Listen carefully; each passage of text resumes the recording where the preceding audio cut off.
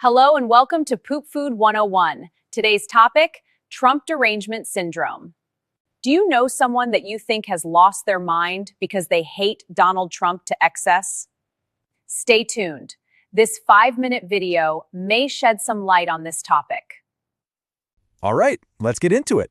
Today, we are taking a deep dive into one of the most, contentious terms in modern politics, Trump Derangement Syndrome.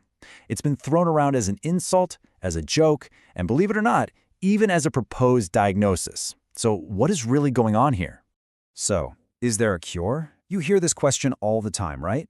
Usually it's sarcastic, but it actually points to something much deeper. When we start labeling political disagreement as a mental illness, how can we possibly have a real conversation?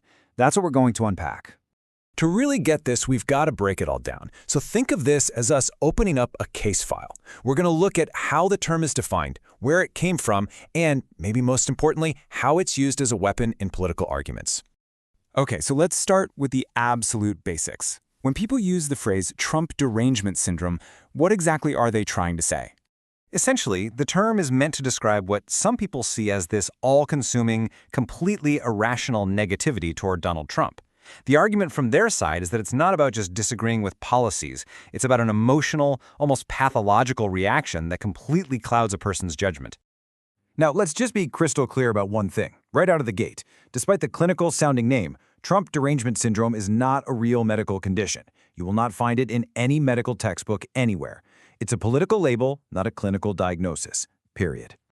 And of course, the whole idea has been satirized to no end. You see these mock quizzes like this one that just perfectly highlight how absurd it is to treat political opposition like it's some kind of mental illness. So, okay, if it's not a real illness, where did this phrase even come from? To understand the impact it has today, you kind of have to look at its family tree. And as it turns out, this whole rhetorical trick is, it's not new. The term is a direct descendant of Bush derangement syndrome, which was coined way back in 2003.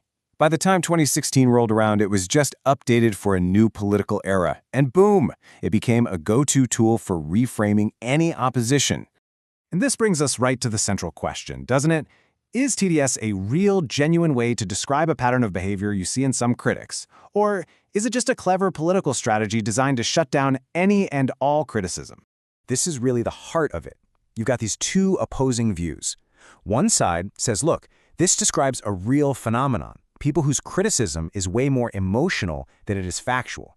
And the other side says, no way, this is just a rhetorical strategy, a simple trick to end a debate by just questioning the sanity of your opponent.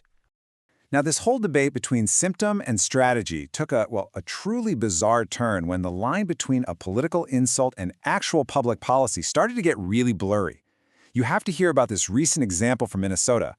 Yes, you heard that right. A proposed bill, an actual piece of legislation, wanted to add TDS to the state's list of mental illnesses, even defining it with words like paranoia and hysteria. It was pure political theater, basically taking a rhetorical jab to its most absurd possible conclusion. And this just illustrates the point perfectly, doesn't it? The number of recognized, legitimate medical syndromes that have ever been created by politicians is, of course, zero. A big fat zero. It's kind of the logical punchline to a very strange political joke. So, if TDS isn't a real illness, what's the cure? Well, since the diagnosis itself is satirical, I guess the treatment can be too. So here you go, a quick little PSA for our collective political sanity. The prescription is pretty simple. Step 1. Just turn off the 24-hour shouting matches. Step 2, try to focus on the substance of an argument, not the person making it. And maybe the most important step of all, Step 3, log off, go outside, and reconnect with the real world. Touch grass. So here's the real takeaway. Trump Derangement Syndrome might not be a real medical condition, but it is a very real symptom of something else entirely, a political climate where it's just become easier to diagnose our opponents with an illness than it is to actually engage with their ideas. And that leaves us with one final question to chew on. When we start diagnosing our political opponents instead of actually debating them, who really wins in the end? It's a question worth thinking about, long after today's hot-button terms fade away.